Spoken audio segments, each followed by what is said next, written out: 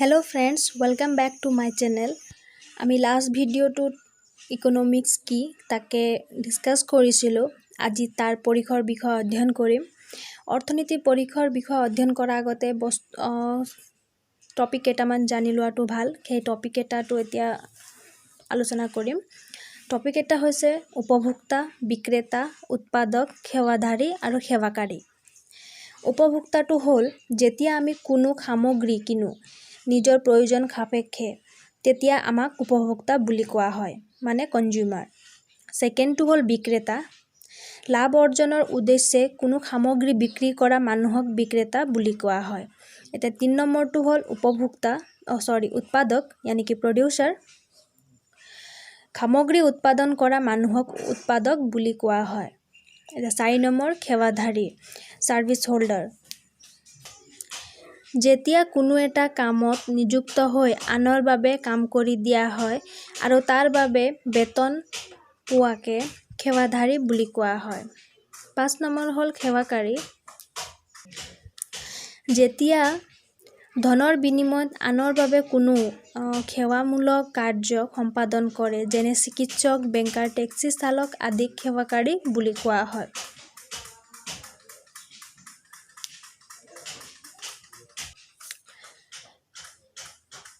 এতিয়া অৰ্থনীতি পৰিসৰ বুলি ক'লে সেইবিলাক সামাজিক কাৰ্যকলাপক বুজায় যিখিনি আমাৰ ব্যক্তিৰ বা সামাজিক ৰূপত আৰ্থিক কাৰ্যকলাপৰ লগত জড়িত বা অৰ্থ উপাৰ্জন, বিতৰণ আৰু ব্যয়ৰ লগত জড়িত।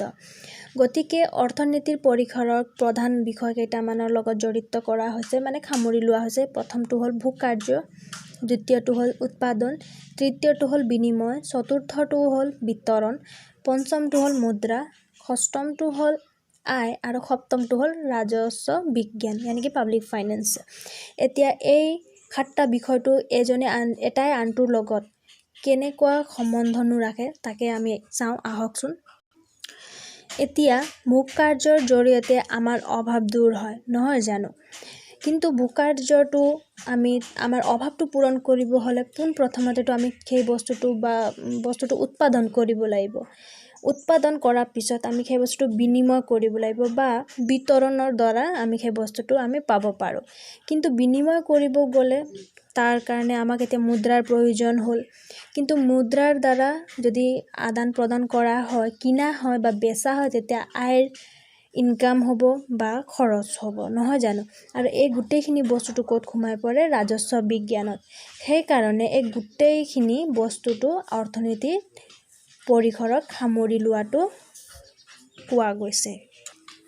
তাৰোপৰি অৰ্থনৈতিক উন্নয়নত ৰাষ্ট্ৰৰ ভূমিকাটো অধিক গুৰুত্বপূৰ্ণ হৈ পৰাত চৰকাৰী ৰাজহ বা চৰকাৰী ব্যয়, কৰ ইত্যাদি বিষয় সামৰি ৰাজস্ব বিজ্ঞানৰ বিষয়বস্তুটো নিৰ্ধাৰিত হৈছে আৰু ৰাজস্ব বিজ্ঞানে অৰ্থনীতিৰ পৰিসৰ বৃদ্ধি কৰিছে। এতিয়া সম্পদ, উৎপাদন, বস্তুগত কল্যাণ, অভাৱ, দুষ্প্ৰাপ্য এই গোটেইখিনি বস্তুটো পৰিসংখ্যাৰ লগত সম্পৰ্কিত। এতিয়া পৰিসংখ্যানো কি তাকে আমি চাওঁচোন, আহক। পৰিসংখ্যা শব্দটো মূলতঃ লেটিন ভাষাৰ ষ্টেটাছ শব্দটোৰ পৰা অহা বুলি কোৱা হয়। ষ্টেটাছ শব্দটোৰ আভিধানিক অৰ্থ হৈছে সামাজিক পদমৰ্যাদা বা ৰাষ্ট্ৰীয় নীতি। এতিয়া ষ্টেটিষ্টিক এটা স্বয়ংসম্পূৰ্ণ বিষয় হয়। বিজ্ঞানৰ লগত পৰিসংখ্যাৰ ঘনিষ্ঠ সম্পৰ্ক আছে বুলি কোৱা যায় বা এইটো আমি মানি চলি আছোঁ। আৰু বিজ্ঞানৰ এটা বিষয় হিচাপে পৰিসংখ্যা বিজ্ঞানে বিভিন্ন তথ্যৰ প্ৰকৃতি, বিচাৰ, বিশ্লেষণ, তথ্যৰ অৱস্থা সম্পৰ্কে অনুমানসূচক ভৱিষ্যত বৰ্ণনা দাঙি ধৰে। For example, census, national income, etc. এতিয়া পৰিসংখ্যা বিজ্ঞান বুলিলে আমি সাধাৰণতে কোনো বিষয়ে সংখ্যামূলক তথ্য সংগ্ৰহ কৰি সেই তথ্যৰ পৰীক্ষা, বিশ্লেষণ, ব্যাখ্যা, তুলনা আদিৰ দ্বাৰা কোনো তত্ত্বত উপনীত হোৱাকে বুজো। পৰিসংখ্যা বিজ্ঞানে আধুনিক মনোবিজ্ঞানৰ এক অপৰিহাৰ্য অংগ হিচাপে ভূমিকা গ্ৰহণ কৰিছে। আৰু পৰিসংখ্যা বিজ্ঞানৰ প্ৰধান অংগ হ'ল 3টা, যেনে প্ৰথমটো হ'ল তথ্যসমূহ সংগ্ৰহ কৰা, ছেকেণ্ডটো হ'ল তথ্যসমূহৰ ছক বিন্যাস, থাৰ্ড নম্বৰটো হ'ল তথ্যসমূহৰ বিশ্লেষণ। পৰিসংখ্যা বিজ্ঞানৰ প্ৰধান বৈশিষ্ট্যকেইটা তলত দিয়া ধৰণৰ যেনে প্ৰথমটো হ'ল ইয়াক সংখ্যাৰে নিৰূপণ কৰা হয়। ই কোনো এক সংখ্যাৰ তুলনাত বা বিশ্লেষণ নকৰে, এটা সমষ্টিৰে ব্যাখ্যা, তাৎপৰ্য আদি নিৰ্ণয় কৰা হয়। ৩ নম্বৰ বৈশিষ্ট্যটো হ'ল ইয়াৰ পৰিসংখ্যা বিজ্ঞানত সংগৃহীত তথ্যসমূহ পৰিপাটিকৈ লোৱাটো অত্যন্ত প্ৰয়োজন।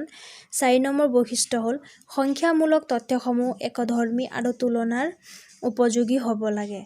৫ নম্বৰ বৈশিষ্ট্যটো হ'ল পৰিসংখ্যা বিজ্ঞানে জন্ম আৰু মৃত্যু সম্বন্ধে, বিদ্যালয়ত উপস্থিতি সম্বন্ধে, বজাৰ নাইবা নিযুক্তি ইত্যাদি সম্বন্ধে সংজ্ঞানাত্মক মান নিৰূপণ কৰে। ফ্ৰেণ্ডছ, আমাৰ ইকনমিক্সৰ প্ৰথম চেপ্টাৰৰ বিষয়বস্তুটো ইমানখিনিয়ে। আজিলৈ ইমানতে সামৰি মাৰিছোঁ।